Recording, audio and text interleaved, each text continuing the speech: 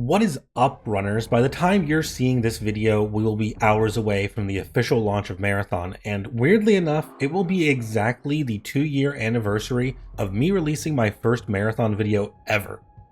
The Matrix is showing its hand once again, but coincidence or not, it's real, and now that we are finally going into Season 1 of the game, there is a very big question we have to answer. What faction upgrades should you be unlocking? You see, long term, your goal is to unlock all of them, ideally, but in the earliest days of the season, your first upgrades can snowball you to unlocking even more upgrades sooner and address some of the early concerns that everyone's going to face. Once you buy an upgrade, you can't refund it. So whether you want to go for the fastest snowball or you just want to make sure you don't miss a very strong or helpful upgrade, I invite you to join me today to take a look at what I believe are your strongest early game upgrades and a breakdown of how to level your faction reputation. Remember, every single one of these upgrades are active all season and apply to every match and every runner, including Rook, after you unlock them. We're going to start off with the obvious starting point, the early game upgrades, of which I consider the early game unlocks to be counted as anything unlocked at level 10 reputation or under. In my experience, it takes roughly maybe 4 to 5 hours to get a vendor up to rank 10 if you're focusing on it, doing the contracts, your team is also doing those contracts, and you're trying to chase down those in-game opportunities to get reputation. All, or at least just about all, upgrades will cost credits, so I'm not mentioning the credits unless there is no other requirement to purchase and unlock. Also, because they would dominate this list otherwise, all but the most powerful and, in my opinion, necessary stats are not going to be shown on this list. However, I highly recommend you consider upgrading every stat as soon as it's somewhat convenient for you. Starting us off is going to be Cyber Acme with heatsink.exe. This upgrade costs 12 biomass and it's unlocked at rank 1. Provides you 20 heat capacity, which is a great buff at the start because everybody's biggest complaint is the stamina, so you can start upgrading your stamina pretty early and it unlocks the rest of the ranks soon after, but not before level 10. Then we have quickevent.exe, which requires having heatsink unlocked, requires 8 unstable gel at rank 4, and gives you a 20% decrease to the time before your heat starts reducing itself. Combined, these two early unlocks will get you more stamina more often. I also recommend informant.exe. This is unlocked for just credits at rank 2, and it gives you 50% bonus value to all data cards. If you watched the last video, highly recommend chasing data cards down, because if you or your teammates pick them up, you will guaranteed get this money added to your accounts after the match. They are shared between your whole team, and you cannot lose them. This means every time you get any of that money, you get 50% more on top of that. Later on, you can upgrade this to double, but it's going to be quite a while before you get there. Expansion is also a huge early game upgrade. The first rank is unlocked at rank 3 for 12 unstable diodes, and it's going to give you 8 extra rows of vault space. The second one you can unlock at rank 7 for 22 unstable diodes and 12 unstable gunmetal, and is going to give you another 8 rows of vault space. And finally, for Cyber Acme is Carrier. This is unlocked for just credits at rank 5 and unlocks your green backpacks for purchase in the store. It's a limited stock per day, but having any backpack over no backpack is a huge increase, and you need to be looking out for this when you get to rank 5. Moving on to New Caloric, we have Advanced Shields, which requires Safeguard. And I'm not going to go over what the prerequisites require, just be on the lookout for that. You need 10 reclaimed biostripping and 10 unstable biomass at rank 6. This will unlock advanced shield charges for purchase. So all things considered, these blue meds, including the next one we're going to talk about, are very big. And that is the Advanced Patch Kit, which requires Restore, which is the medkit buff before it. This is going to ask you to bring 10 Dermachem packs and 13 unstable biomass and be rank 8, as it will unlock the Advanced Patch Kits for purchase.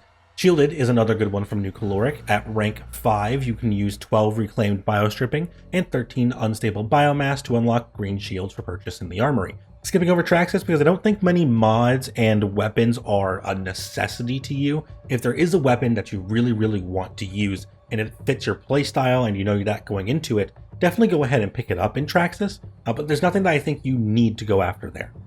Going to Mida then, we have Bad Step, unlocked at rank 1 for 13 unstable lead, which unlocks claymores for purchase. Going into Hot Potato for 16 unstable lead at rank 3 lets you unlock heat grenades for purchase, and these are more traditional grenades and more generally useful. This will then unlock access to explosives for 16 unstable lead at rank 5, which is unlocking frag grenades for purchase. Finally, antivirus packs is a different step here. These are 23 unstable lead at rank 5, and instead of being an equipment item for you to use, these unlock antivirus packs for you to purchase, which you use to give you this little yellow bar that prevents you from taking damage when going into these red Thunderdomes in the UESC incursion zones. This is an event that has a high rarity material coming from it, so if you are going to want to be doing that, you need to have access to this. Onto Arachne, I actually have an interesting pickup here that I didn't think I was going to put in here until I was putting this together, and that is the MIPS Railgun. For 13 unstable gel at rank 2, you can unlock the Ares Railgun for purchase.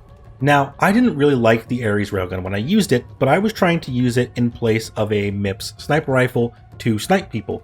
And in PvP, if you're not getting the drop on somebody and you're peeking aggressively and you don't pre-charge, yeah, it sucks. It was bad. It is actually one of the better PvE weapons, I think. Going in early on and trying to kill some of the purple shield enemies can be a real big drain on your main ammo if you're using a gun for PvP. However, if you're using the MIPS railgun, the Ares, with the MIPS ammo, this thing tears through chunky ads. Hardstrike.exe is actually a much better upgrade, and this is our first stat that I have on this list. For 6 unstable gel and 7 drone resin at rank 5, you can get plus 20 melee damage stat. This is, of course, applied to every character and your knife. So, in the event you're trying to move through an area and not draw a ton of attention, or you're trying to conserve ammo, meleeing enemies is actually pretty effective. I think that's a great thing to pick up, and if you're going into PvP, the knife is also very strong in PvP, and this will help you go ahead and kill people up close without a shotgun, without an SMG. If they're trying to shoot you with an assault rifle or a machine gun, and you have a knife, you are probably actually going to win that fight. Finally, for Arachne here, we have Reboot. This is 17 unstable gel and 19 drone resin at rank 7, gives you 20 revive speed stat, and this stat is actually much more powerful than I thought it was.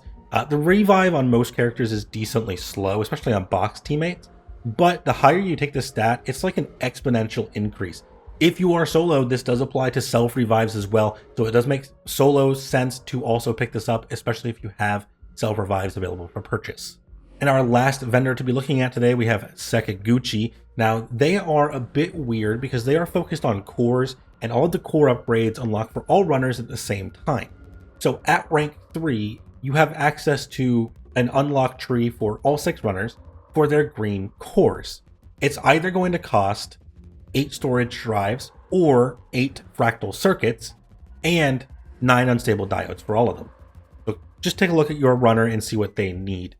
Then this will unlock your 2 green cores for purchase from the store. Similarly, at rank 10 itself, you're going to go ahead and have a 4 blue and 8 green purchase for each runner. It's going to be divided between the circuits and drives. Whatever the blue is, you need the green of the opposite type, and that will unlock your 2 blue cores for each runner for you to buy.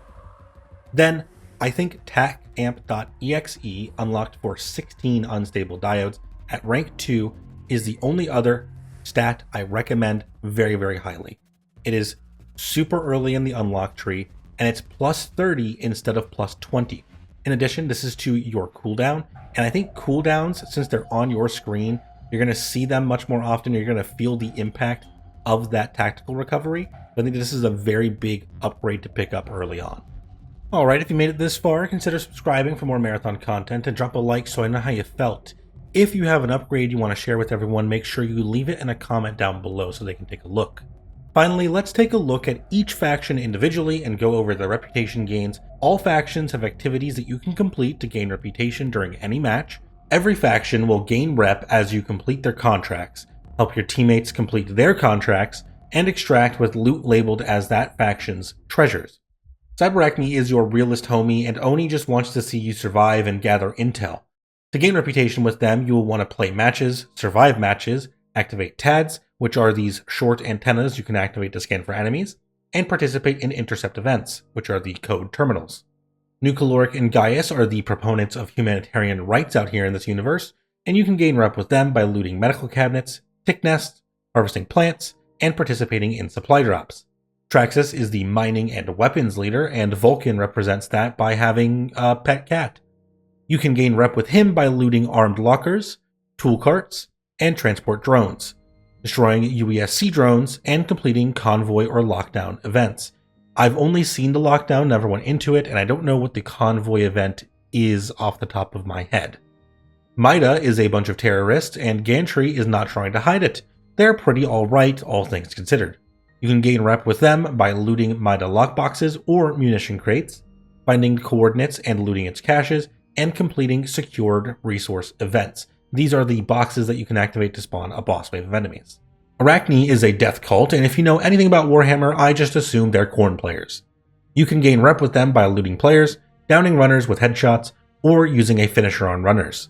Finally, at least according to marathonguide.com, Sakaguchi can have its reputation increased by looting core storage and bioprinters, engaging with anomalous extraction events, and completing targeted treasure events. I don't know what that means, and I assume you don't either. I really hope this helps you out in your first couple hours of Marathon, getting on the right track and getting easier access to surviving every single day. Thank you all for joining me today, and I will see you all again very, very soon.